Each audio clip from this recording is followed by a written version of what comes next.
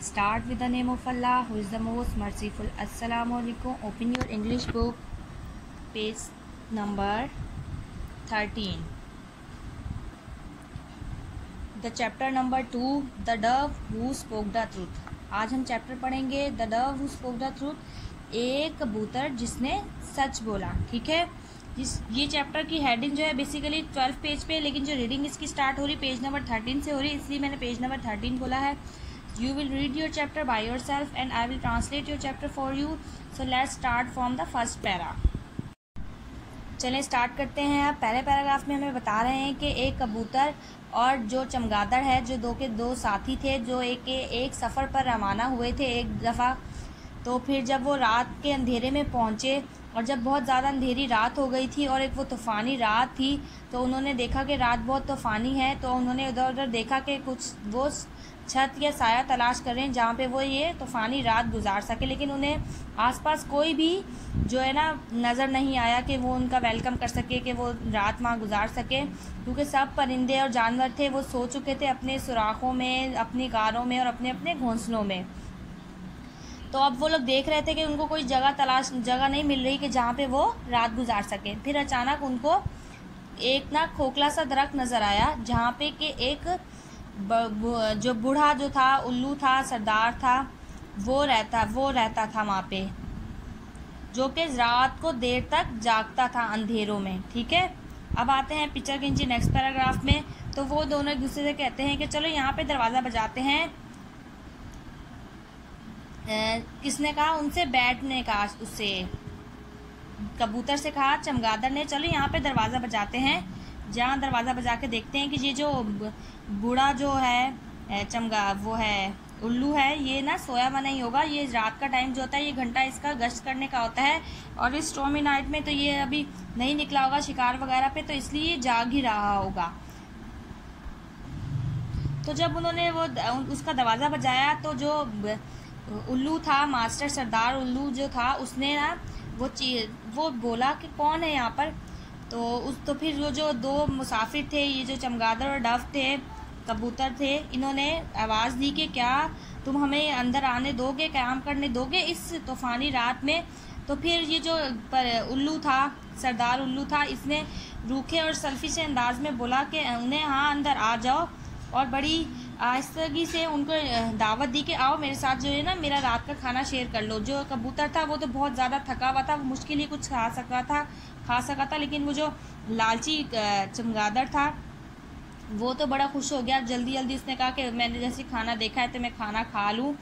फिर उसके बाद खाना खाते ही उसने खाना खा रहे थे, जब वो ये चालाक जो था चमगादड़ था, उसने ना बातें करना शुरू कर दी और चापलूसी करना शुरू कर दी अपने मेज़बान की, जो कि आप लोगों को पता है कि एक उल्लू था, सरदार उल्लू था। अच्छा, तो जब ये चमगादड़ जो था कि जो मशगूल था उसके अपने सरदार उल्लू की तारीफ़ों में, चापलूसियों में, तो उसी वक्त अचानक से वो मुड़ता है, डफ की तरफ देखता है कि तुम जो ना, और रूखे अंदाज में कहता है तुम जो है ना बहुत ही कि तुम बहुत खामोश हो, क्या तुम्हारे पास तुम एक बहुत ही बेकार टेबल साथी हो, तुम्हारे पास कुछ नहीं है अपने मेज़बान की तारीफ़ के लिए। तो फिर वो सरदार उल्लू होता है, जब वो मुड़ता है और उसको कहता है कि तुम्हारे पास कोई नहीं है वर्ड अपनी सरदार की तारीफ़ में, कि जिसने तुम्हारे लिए इतनी वो मेज़बानी की है। फिर वो अपनी तारीफ़ करता है कि इतना खुशगवार माहौल दिया, इतनी लग्जरियस जगह दी है तुम्हें, ये सब कुछ देख के वो कहता है कि वो डव से कह रहा होता है कि जिस तरह वो चमगादड़ उसकी चापलूसी कर रहा होता है कब से, तो वो कहता है कि तुम तो बेकार ही साथी हो, तुम कुछ नहीं बोलोगे अपने सरदार की तारीफ़ में। तो फिर जो डव होता है ना, वो अपना सर नीचे को झुका के कह देता है कि कहता है कि मेरे पास ज़्यादा तो कुछ कहने को नहीं है, लेकिन मैं सिंपल सादा सा ये कहूँगा सरदार उल्लू कि मैं सिर्फ शुक्रिया अदा कर सकता हूँ कि मेरे दिल में जो जगह बनी है आपकी इस मेज़बानी की, और आपने जो शेल्टर हमें दिया है, और इस रात में जब हमें इस तूफ़ान ने घेर लिया था और आप हमें अंदर लेके आ गए, हम भूखे भी थे, कि मैं भूखा भी था, और आपने मुझे अच्छा खाने को दिया, वो फिर उसकी तारीफ़ करके कहता है कि आपने सब मुझे खाने को दिया, आपने छत दी, मुझे इतना इस रात में आपने मुझे बचाया, लेकिन मेरे पास वो इस तरह के अल्फाज और वो स्पीचेस नहीं है, ना मैं बता सकता हूँ, क्योंकि मुझे इस तरह का मैंने सीखा नहीं है किस तरह तारीफ़ें वगैरह करना। लेकिन मैं सिर्फ आपको थैंक्स कह सकता हूँ, आपका शुक्रिया अदा कर सकता हूँ। तो कबूतर की बात सुनने के बाद ना चिल्ला के बोलता है जो चमगादड़ होता है कि क्या तुम्हारे पास सिर्फ थैंक यू ये बोलने के लिए अब हमारे इस मेज़बान के लिए, क्या तुम्हारे पास कुछ और बोलने के लिए, जैसे कि ये बहुत ज़्यादा अक्लमंद है, बहुत बहादुर है और बहुत ज़्यादा सखी है और बहुत ज़्यादा अच्छा है, जिसने हमें जगह दी रहने को। क्या तुम्हारे पास कोई तारीफ़ नहीं है इस आला ज़र्फ़ वाले इंसान के लिए जिसने हमारे साथ इतनी अच्छाई की है?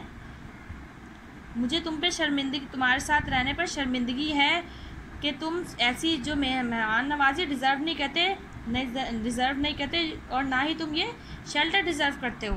साथी नहीं हो, उसकी आंखों में गुस्सा भरा हुआ होता है। वो कहता है कि तुम एक ना बेकार साथी हो और तुम ना अच्छे नहीं हो, जिसके बरक्स तुम्हारा जो चमगादड़ साथी है वो बिल्कुल सही कह रहा है कि तुम डिज़र्व भी नहीं करते थे ये सब चीज़ें और ये सब मेहमान नवाजी जो मैंने तुम्हें ऑफ़र की है और ये तुम्हें जो मैंने शेल्टर दिया है जिसका तुमने मुझसे पूछा था।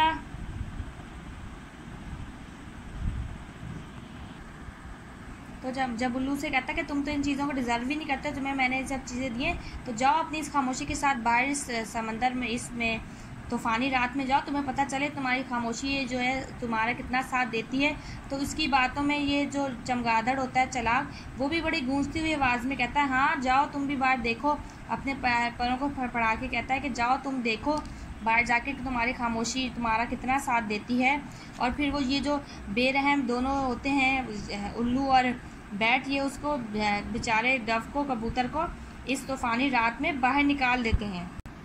फिर सारी रात जो डव है, कबूतर है, वो सब चीज़ों का सामना करता है, लेकिन वो सारी रात वो गुजार लेता है। मुश्किल रात जो थी कि अब उन्होंने तो उसे बाहर निकाल दिया था कि अगर तुमने झूठ नहीं बोला, चापलूसियाँ नहीं कर सका था ये चमगादड़ की तरह, तो उन्होंने इसको बाहर निकाल दिया। फिर वो सारी रात गुजारने के बाद जैसे ही चमकदार सुबह हुई तो वो चील के पास जाता है और उसे अपनी सारी सच्चाई बताता है और सारी अपनी मुश्किलात बताता है जिनका उसने सामना किया, कि उसने ना चमगादड़ ने जिस तरह उसकी चापलूसियाँ की, ये चापलूसियाँ नहीं कर सका था, जिसकी वजह से उल्लू ने उसे बाहर निकाल दिया था और जिस मुश्किल में इसने रात गुजारी। तो फिर जब वो जो ईगल है जब उसकी सारी बातें सुन लेता है डव की, तो फिर वो बताता है कि ये क्या समझते हैं खुद को दोनों के दोनों, कि अब ये जो दोनों हैं इन दोनों के साथ कोई भी इन दोनों को इस चीज़ की सज़ा दी जाएगी जो तरीका इन्होंने तुम्हारे साथ आजमाया था। अब कोई भी परिंदा इनके साथ कोई भी मेहमान नवाजी और कोई भी अच्छा सलूक नहीं करेगा और इनको इस चीज़ की सज़ा दी जाएगी कि उन्होंने इस रात में तुम्हें इस तरह अकेला छोड़ दिया उनके साथ कोई छोड़ दिया और तुम अच्छे भी एक चापलूसी तुमने इनकी चापलूसी नहीं की, तो उन्होंने अब तुम्हारे साथ इस तरह का जालिमाना रवैया रखा। लेकिन तुमने जिस तरह तुमने सच बोला और तुम सच बोलने के बाद तुमने मुश्किलात का सामना किया, तमाम परिंदे तुम्हारी सादगी को और सच्चाई को हमेशा याद रखेंगे। तो इस चैप्टर में हमें ये सबक दिया जा रहा है कि जो एक डव था, कबूतर था, उसने सच बोला था। सच बोलने की वजह से उसे उल्लू ने और चमगादड़ ने निकाल दिया और चमगादड़ चापलूसियाँ करता रहा कि भाई मुझे साया मिल जाएगा, मुझे खाने को चीज़ें मिल जाएंगी, और ये तो झूठ बोल रही है, तो सच बोल नहीं रहा, सच बोल रहा है, ये चापलूसी नहीं कर रहा। और उसको निकाल के वो समझ रहा था मैं बहुत चालाक हूँ, मैंने बहुत अच्छे तरीके से अपने आप को बचा लिया। जबकि उसने सारी रात मुश्किल में तो गुजारी, लेकिन उसने जब सुबह सच्चाई बताई तो उसकी जीत हो गई। और जो वो चापलूसियाँ कर रहा था, चालाक और मकार जो चमगादड़ था, उसने अपने किए की सज़ा पाई। इसलिए हमें हर हाल में सच बोलना चाहिए, चापलूसियों और चालाकियों में नहीं आना चाहिए और ना ही किसी की चापलूसी करनी चाहिए, क्योंकि जो इंसान सच बोलता है तो वो हमेशा ही कामयाब होता है। इसलिए अल्लाह ताला ने फरमाया है कि हमेशा सच बोलो और जो झूठ बोलते हैं और चापलूसियाँ करते हैं, लोगों के पीछे भागते हैं, वक्ती तौर पे तो वो अपना फ़ायदा देख रहे होते हैं, लेकिन वक्त आने पर उनकी चापलूसी, उनकी मकारियों से जो नुकसान दूसरों को पहुंचते हैं, वो उससे कई ज़्यादा नुकसान का उन्हें खुद भी सामना करना पड़ता है। इसलिए इस चैप्टर में बेसिकली यही बताया जा रहा है कि the Dove who spoke the truth, कि एक कबूतर जिसने सच बोला था, आखिरकार उसने अपनी सच्चाई के सिला पा ही लिया। बेशक रास्ते में मुश्किलात आई, अल्लाह ताला ने फरमाया हर मुश्किल के बाद आसानी है। बेशक मुश्किलात आई, लेकिन वो जीत गया और उसने अपनी मुश्किलात से अपने आप को मनवा लिया और वो सबकी नज़रों में सुर्खरू हो गया। और जो चापलूसियाँ और चालाकियाँ करते गए वो वक्ती तौर पे तो अपने आप को बहुत अच्छा समझते रहे, लेकिन आखिरकार उन्होंने शर्मिंदगी का ही सामना पड़ा और वो मुंह के बल ही गिरे। इसलिए हमेशा सच बोलें, सच्चाई का साथ दें और सच्चाई के साथ डटे रहें, क्योंकि जो इंसान सच बोलता है, सच्चाई के साथ रहता है, वो कभी भी अल्लाह ताला उसे नाकाम नहीं लौटाते। बेशक मुश्किलात का उसे सामना ज़रूर करना पड़ता है, लेकिन एक दिन वो ज़रूर सुरखरू होता है, क्योंकि ये सच्चे बंदे का साथ देने का अल्लाह ताला ने खुद वादा किया है।